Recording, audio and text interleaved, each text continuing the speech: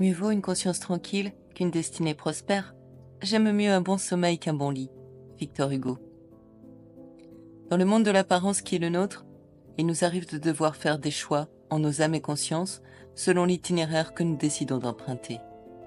On peut choisir la voie tracée par la norme et l'habitude, ou bien suivre des chemins de traverse, personnels à chacun, sur lesquels on avance à son propre rythme. Je revendique le droit de ne pas être une salariée de la vie. Je refuse de perdre ma vie à me convaincre que je la gagne. Comme disait Boris Vian dans L'écume des jours, je ne veux pas gagner ma vie, je l'ai. Je ne veux pas vivre à temps partiel 2 jours par semaine et 5 semaines par an. Je veux vivre chaque jour.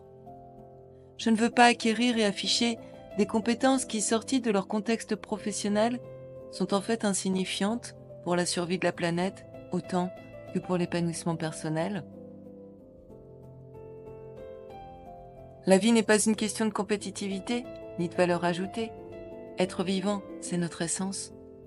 Le stress de ces impératifs imposés entrave sérieusement nos capacités de réflexion et d'action. Sous son emprise, on se laisse happer par des logiques de raisonnement qui ne nous appartiennent pas et qui au final nous desservent.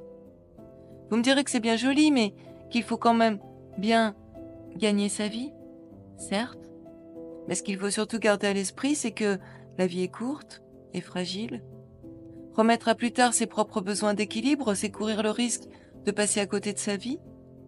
S'investir dans son travail est important pour réussir, mais céder à l'appât du toujours plus est un leurre dangereux. L'accumulation matérielle n'apaise pas l'esprit. En toute chose, il faut savoir garder la mesure.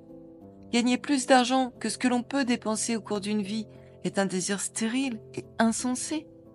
On peut effectivement être le mort le plus riche du cimetière, mais est-ce que cela nous vaut un meilleur traitement de la part des petits vers qui vont nous y dévorer? Qu'est-ce qui nous dédommage quand on s'aperçoit que le temps a filé plus vite que prévu?